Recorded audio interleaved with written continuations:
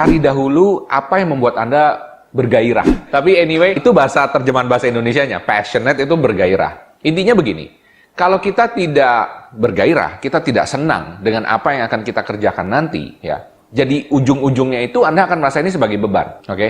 Mungkin Anda pernah mendengar satu peribahasa yang berkata bahwa kalau kita mengerjakan sesuatu yang kita suka, maka kita tidak akan merasa itu sebagai beban. Tapi kita merasakan itu mengerjakan suatu hobi, oke? Jadi nggak pernah merasa kerja, benar?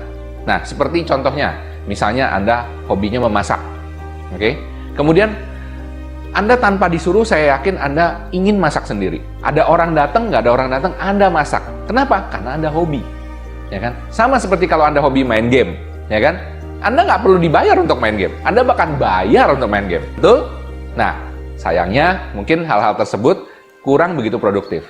Nah, kalau di dalam bisnis online, yang pertama Anda harus cari adalah barang apa, produk apa, atau mungkin hal apa yang membuat Anda tertarik, membuat Anda senang. Misalnya, contoh, fashion. Ada orang yang begitu ngomongin fashion, dia seneng banget, oke? Jadi, dia bisa lihat tuh. Jadi, misalnya ada yang pakai baju, dia langsung bisa menilai, oke? Baju ini kira-kira bisa laku apa enggak ya? Karena kenapa? Dia sudah punya cita rasa, oke? Dan juga pemilihan warnanya. Ini penting sekali, karena pada saat Anda memulai bisnis online nanti, Anda yang harus pilih barangnya, betul? Seperti yang lain, misalnya Anda punya passion mengenai kuliner. Nah, mungkin Anda cocok. Kuliner ada banyak macamnya loh. Misalnya, Anda punya passion mengenai snack, oke? Mengenai snack, macam-macam snack, oke? Bisa aja mengenai pisang sale, bisa aja mengenai singkong chips, dan lain sebagainya, oke? Tapi, kalau Anda tidak punya passion mengenai kuliner, Anda akan susah untuk menjual ini, oke? Bisa paham ya? Jadi nomor satu, Anda harus punya passion dulu. Kalau Anda punya passion, Anda akan dapat terus bekerja tanpa merasa bekerja. Sehingga pekerjaan Anda akan terasa sangat ringan dan Anda bisa maju jauh lebih cepat. Langkah kedua, ketika Anda memulai bisnis online, dan saya rasa ini yang paling penting. Kenapa? Anda harus cari role model yang sukses terlebih dahulu. Maksudnya apa? Anda harus cari contohnya. Siapa yang dulu udah jualan fashion, laku berat, dan Anda mengidolakan dia? Siapa dahulu yang sudah pernah jual chips pisang yang laku berat, dan Anda bisa mengidolakan dia? Oke? Siapa yang dahulu pernah jual bulu mata palsu, oke, yang laku berat, dan Anda bisa mengidolakan dia, oke? Ini penting sekali. Kenapa? Kalau Anda tidak punya role model, Anda bayangkan ya, sekarang Anda diberi sebuah kertas putih kosong melompong plong. Kemudian Anda yang tidak punya pengalaman sama sekali, tidak mengerti sama sekali, dan tidak tahu prospeknya seperti apa, bisa besarnya seperti apa, Anda sekarang harus mulai bisnis itu, dan Anda harus mulai menggambar kertas putih itu sendiri. Jadi seperti Anda disuruh menggambar di dalam kertas putih, suruh gambar gajah, tapi Anda nggak tahu gajah ini bentuknya seperti apa. Susah nggak? Pasti susah, oke? Tapi kalau Anda sudah tahu, oh ternyata ada orang yang sudah pernah menggambar gajah sebelumnya. Anda lihat gambarnya dan Anda tiru. Ya, ini adalah teknik ATM, amati, tiru, modifikasi. Ya, kalau misalnya Anda mengidolakan seseorang yang misalnya dia jago jualan gadget, kalau dia jago jualan gadget, tapi Anda senangnya kuliner, ya nggak kenapa, itu masih bisa. Yang penting ada jualan barang. Anda lihat bagaimana cara dia jualan, ya kan? Bagaimana cara dia promosi, cara dia foto, bikin konten dan lain sebagainya. Itu bisa jadi inspirasi Anda. Kalau misalnya bisnis atau orang yang Anda idolakan itu sama niche-nya atau kategorinya dengan Anda. Oke, sebagai contoh misalnya Anda berjualan baju, oke, dan kebetulan ada Mas Andri yang sukses di batiktusta.com. Nah, Anda bisa lihat bagaimana cara dia mulai bisnis, kira-kira bagaimana prospeknya ke depan, oke, Anda bisa lihat bagaimana cara dia mempresentasikan dan juga membuat konten dan lain sebagainya, oke. Karena ini menurut saya salah satu hal yang krusial, terutama buat Anda yang pebisnis pemula. Oke, langkah ketiga adalah pilih customer Anda. Loh, kok pilih customer? Bukannya pilih produk, Pak. Saya ada banyak orang yang bertanya kepada saya, kenapa pilih customer dahulu bukan pilih produknya? Kebanyakan dari kita dalam bisnis tradisional, kita pasti pilih produk dahulu. Benar apa benar? Oke, itu yang terjadi sama saya. Ketika saya buka toko dulu, saya pilih produk dahulu. Dan saya pilih produk yang saya pikir orang bisa suka. Benar? Tapi sebenarnya, produk itu yang suka siapa? Ya saya sendiri, bisa paham ya? Nah, ini ada resiko besar, karena Saya akan berharap bahwa customer yang nanti beli ya harus sesuai seleranya dengan saya. Betul apa betul? Saya mau kasih contoh bahwa tidak semuanya apa yang kita suka orang lain bisa suka, ataupun apa yang kita tidak suka orang lain pasti tidak suka. Tidak mesti.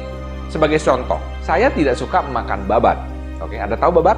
Oke, ya babat itu jeroan. Nah, bagi saya kalau makan babat itu rasanya kayak makan karet gitu, nggak bisa digigit. Oke, jadi saya nggak bisa telan. Ya, jadi dalam otak saya pikir kalau babat itu nggak enak, dan karena nggak enak, saya yakin semua orang nggak suka. Dan karena nggak suka, pasti kalau bisnis yang bikin babat ini nggak laku. Itu dalam otak saya. Tapi saya kaget sekali, karena beberapa waktu lalu ada teman saya yang mengajak saya ke suatu restoran, dan ternyata restoran ini terkenal dengan babat goreng pedas. Oke, saya nggak bisa makan, tapi ternyata semua orang di restoran itu pesennya babat goreng pedas. Nah, itu adalah bukti bahwa apa yang saya tidak suka, belum tentu orang lain tidak suka. Begitu pula, apa yang saya suka, belum tentu semua orang suka. Ya, jadi kita harus camkan itu. Kenapa kita mulai dari customer dahulu? Pertama, nomor satu begini. Kita perlu tahu ya, customer mana yang kita paling comfortable. Kalau Anda misalnya disuruh jual mebel, Anda nggak pernah jual mebel sebelumnya, cuma Anda pernah dengar kalau di online itu jual mebel laku banget. Oke? Pertanyaannya, apakah Anda comfortable dengan jual mebel ini? Dan kemudian customernya siapa? Repot bukan? Misalnya Anda sekolah, dan kemudian Anda tahu, teman-teman sekeliling Anda semua demen makan snack. Bisa paham? Ya. Semua beli snack tertentu. Misalnya snack pisang sale jenis tertentu. Anda tahu dan semua teman Anda suka. Anda mulai dari situ. Jadi jangan pilih yang jauh-jauh dulu, oke? Meskipun orang jual kayu jati miliaran, tapi Anda harus mulai dengan sesuatu yang dekat dengan Anda. Karena kenapa? Lebih gampang research-nya, ya. Jadi kalau ada apa, Anda bisa test market dengan cepat. Itu intinya. Sesudah Anda mulai dari customer ini, Anda harus create yang namanya customer persona ideal Anda. Ya, jadi customer ideal ini personanya apa? Maksudnya gini, misalnya Anda tahu teman-teman sekitar Anda yang seumuran dengan Anda, dia senangnya makan pisang sale, misalnya. Nah, Anda research dulu. Orang yang suka beli pisang sale ini, pertama satu, dia kondisi keuangannya gimana, ya kan? Dia bisa spend berapa duit, dalam 1 minggu dia beli berapa kali, oke? Dan kemudian dia tinggalnya di mana, sekolahnya di mana, temenannya sama siapa, ikut organisasi apa, dan lain sebagainya. Oke, ini kalian akan susun semua menjadi suatu customer persona, ya. Karena ini nanti akan penting ketika Anda memulai iklan. Pada saat Anda beriklan di digital ini keren ya, Anda bisa masukkan persona-persona ini semua. Sehingga kita biarkan nanti mesin iklan itu baik pun Facebook, ataupun Google, ataupun Instagram yang mencari customer untuk Anda. Keren kan? Ini bedanya antara bisnis online dengan bisnis offline. So, make sure pertama Anda pilih customer dulu. Oke, sekarang langkah keempat adalah pilih kategori Anda. Yes, kategori. Saya nggak ngomong produk, tapi kategori. Ya, pilih kategori. Kenapa kategori penting? Karena misalnya gini, Anda pada akhirnya memilih jualan pisang sale. Oke, tapi kan Anda nggak mau dong, ya, hanya terbatas di pisang sale doang. Betul? Ya, pilih kategori yaitu snack. Makanan ringan. Kenapa? Misalnya nanti ya, pada saat pisang sale Anda berkembang, Anda bisa expand ke kategori barang serupa, yaitu snack juga. Oke? Dengan misalnya tadi pisang sale yang dikeringin, sekarang sele pisang sale, misalnya kayak gitu. Oke? Macam-macam ya. Jadi intinya Anda bisa berkembang dari satu kategori tersebut. Jadi sebelum pilih produk, yang penting adalah pilih kategorinya. Oke, ini adalah langkah terakhir atau langkah kelima yang menurut saya sangat krusial jika Anda mulai berjualan bisnis online. Yaitu Anda harus pilih channel penjualan Anda satu aja ya, and stick to it.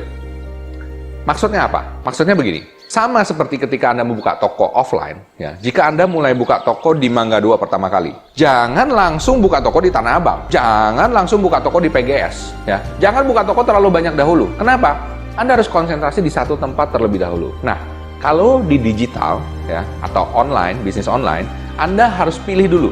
Anda mau jual di mana? Mau jual di Instagram kah? Mau jual lewat website kah? Mau jual di marketplace kah? Oke, Anda harus pilih. Kenapa?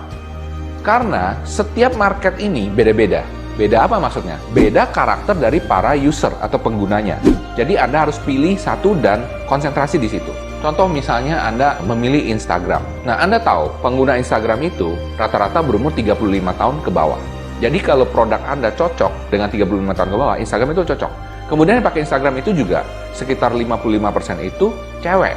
Oke, jadi Anda tahu bahwa barang-barang yang disukai oleh wanita itu cocok untuk jualan di Instagram, terutama wanita muda. Bisa paham ya? Mungkin snack juga cocok, karena wanita kebanyakan suka ngemil. Meskipun saya juga suka ngemil, tapi saya bukan wanita.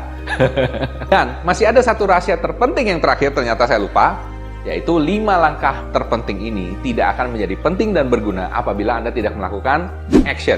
Itu adalah yang nomor 1. Ya, oke? Jadi promise me that you're gonna go through this and then you do some action. Oke?